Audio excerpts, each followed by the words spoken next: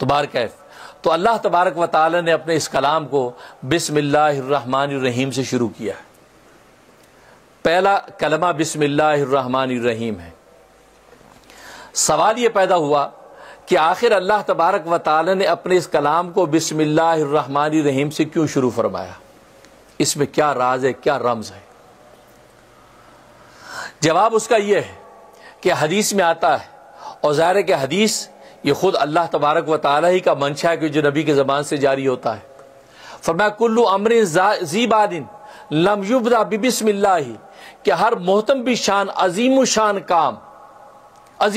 کام جو بسم اللہ کے ساتھ نہ شروع کیا گیا تو فو اخطا و ابتر، کہ وہ بے برکت ہوتا ہے، دم کٹا ہوتا ہے۔ عظیم الشان کام ہے اور بسم اللہ کے نام سے شروع نہیں کیا تو وہ کیا ہوا؟ بے برکت ہوگا۔ تو جب سرکار دو عالم صلی اللہ علیہ وسلم کی زبان مبارک سے اللہ تبارک و تعالیٰ یہ بات کہلوا رہے ہیں تاکہ امت اپنے عظیم الشان اور محتم بشان کاموں کو بسم اللہ کے ساتھ شروع کرے، اور اللہ تبارک و تعالیٰ کی کتاب سے عظیم الشان کام کون سا ہوگا، اللہ کے کلام سے عظمت والا کام کون سا ہوگا، وہ بسم اللہ کے بغیر شروع ہو تو یہ تو بات نہیں بنتی۔ اس لیے اللہ تبارک و تعالیٰ نے اپنے کلام کو بسم اللہ الرحمن الرحیم سے شروع کیا۔ اور بسم اللہ الرحمن الرحیم یہ اللہ تبارک و تعالیٰ کی حمد و ثنا ہے، اللہ تبارک و تعالیٰ کی عظمت کا بیان، ان کی رحمت کا ایک گویا کہ واضح اظہار ہے، اس لیے بسم اللہ الرحمن الرحیم سے شروع کیا۔ اب یہاں ایک دوسرا سوال پیدا ہوتا ہے کہ بسم اللہ الرحمن الرحیم جو ہے اس میں اللہ تبارک و تعالیٰ کی عظمت کا بیان، اس کی رحمت کا بیان ہے، تو اللہ کی رحمت و عظمت کو بیان کرنا بھی تو ایک عظیم الشان کام ہے، اس سے پہلے بھی بسم اللہ ہونی چاہیے۔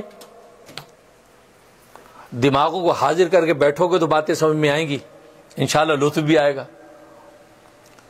تو اس سے پہلے بسم اللہ ہونی چاہیے، کیونکہ بسم اللہ پڑھنا یہ ایک عظیم کام ہے، کیونکہ اس میں اللہ تبارک و تعالیٰ کی مدح و ثنا اور اللہ کی رحمت و عظمت ہے، تو ایک عظیم کام یہ خود بھی ہے، تو اس سے پہلے بھی بسم اللہ ہونی چاہیے۔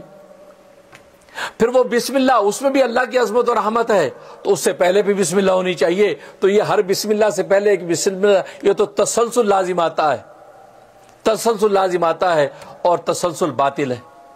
تسلسل ایک چیز میں چرچا کوئی منتہا نہ ہو تو وہ چیز باطل ہوتی، وہ جائز نہیں ہے۔ تو پھر یہاں اللہ تبارک و تعالیٰ نے اس بسم اللہ سے پہلے کوئی بسم اللہ کیوں نہیں لکھی؟ سوال سمجھ میں آ گیا؟ اس کا جواب یہ ہے کہ اصل میں بات یہ ہے کہ بسم اللہ الرحمن الرحیم جو ہے یہ اس کلمے کے اندر برکت اور عظمت اس کا ذاتی وصف ہے۔ مثلا مثال یوں سمجھیں آپ کہ آپ نے ہنڈیا رکھی آگ کے اوپر، چولہے پہ ہنڈیا رکھی، اس میں پانی بھر دیا، اب پانی گرم ہو گیا، ابل رہا پانی۔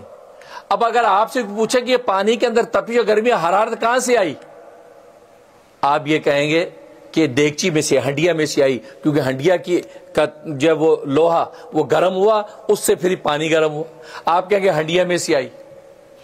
سوال ہوگا کہ ہنڈیا کے اندر حرارت و گرمی کہاں سے آئی، آپ کہیں گے آگ میں سے آئی، اس لیے وہ گرم ہوئی۔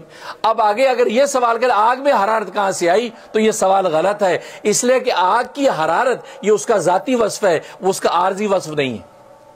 وہ پانی کی جو حرارت وہ ایک وقت کے بعد ٹھنڈک میں بدل سکتی ہے، ہنڈیا کی حرارت ایک وقت بعد ٹھنڈک میں بدل سکتی ہے، وہ عارضی ہے، ٹیمپریری ہے، لیکن آگ کی جو حرارت ہے اس کا ذاتی وصف ہے۔ اس کے بعد کسی آگ کی ضرورت نہیں کہ آپ کہیں گے آگ کی حرارت کس کے اندر آئی، وہ کسی اور آگ سے آئی، اس لیے آگ کا تو اپنا ذاتی وصف ہے، اس کے مزید آگے کسی تسلسل کی ضرورت نہیں۔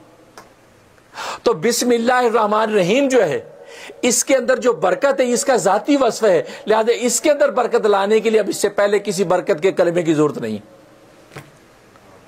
اس لیے کہا بسم اللہ الرحمن الرحیم، کیونکہ اب اس کے لیے اور کوئی ماں بھی ذات کی ضرورت نہیں، کیونکہ بسم اللہ کی جو برکت اس کا ذاتی وصف ہے، بسم اللہ سے شروع کیا۔